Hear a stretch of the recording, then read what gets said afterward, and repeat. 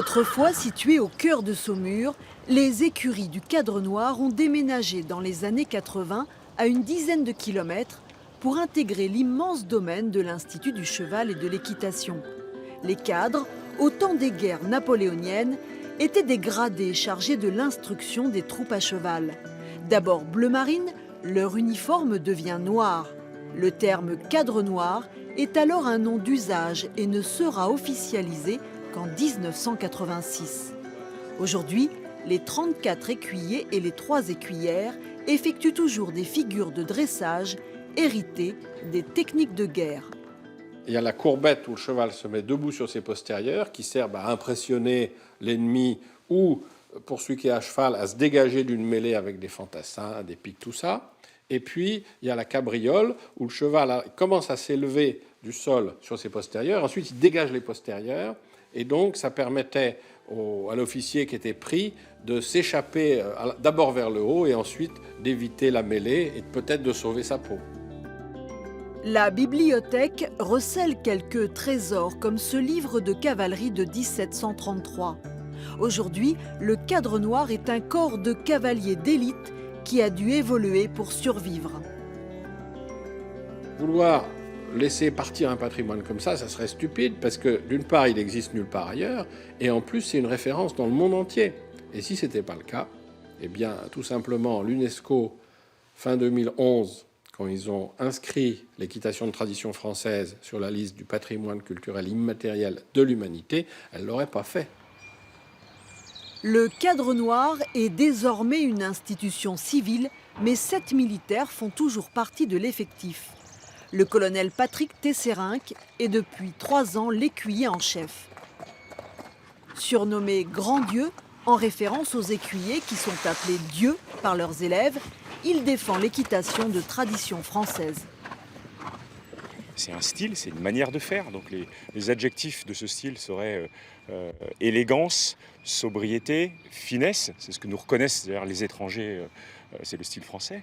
Et puis enfin, c'est un patrimoine, c'est quelque chose qu'on va léguer aux jeunes générations. Avec Rendez-vous, c'est le nom de sa jument, le colonel Tesserenc participe aussi au gala du Cadre Noir. Allez, avant de se quitter, coup de projecteur à présent sur une création originale à la croisée de la danse et du théâtre. Après coup, un spectacle de Séverine Chavrier à voir au Centre dramatique d'Orléans. Une histoire qui nous est racontée par Bérénice Dufay et Grégoire Richois. Séverine Chavrier est la nouvelle patronne du Centre dramatique national d'Orléans. Ça va ? Patronne, mais aussi musicienne, comédienne et metteuse en scène. Elle présente cette semaine sa dernière création coup de poing, Après coup. Sur scène, elles sont 3 comédiennes venues du cirque et de la danse, une cambodgienne, une danoise et une palestinienne. 3 destins, 3 rébellions, 3 passés et une même fureur de vivre. Je crois qu'on prend des coups. Je crois que les femmes prennent des coups, oui, aussi. Donc il y avait ça dans la métaphore de la boxe, il y avait beaucoup ça, évidemment.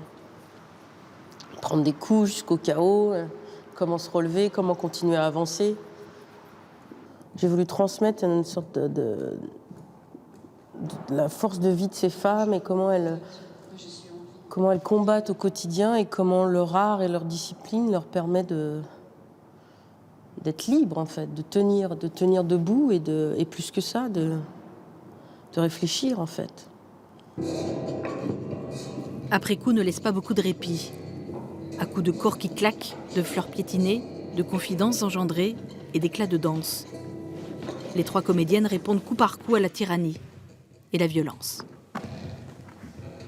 Pour moi, c'était vraiment le sujet principal du spectacle, quoi. Les corps, comment les corps peuvent se transformer entre le masculin et le féminin, entre l'enfance et l'adulte, entre comment on se touche, comment on se perd, le corps soutient beaucoup d'utopie aussi.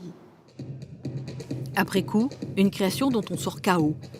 Un spectacle âpre, mais aussi poétique, politique et physique. Marcel Proust. À quoi rêvent les jeunes filles? à découvrir à partir de ce soir. Le rappel des titres avec ces bourrasques et la pluie qui ont sérieusement perturbé la journée d'hier. Dans le centre, le vent a soufflé très fort comme à Blois avec 121 km/h relevé. 6000 foyers sont encore privés d'électricité dans la région à la mi-journée. Et puis une famille tourangelle qui gagne son procès face au laboratoire Sanofi. La Cour d'appel d'Orléans a confirmé pour la première fois la responsabilité du géant pharmaceutique dans la malformation d'un enfant dont la mère prenait de la dépakine. C'est la fin de cette édition. Tout de suite, Émilie Tronan-Guyenne. Très bonne journée à tous.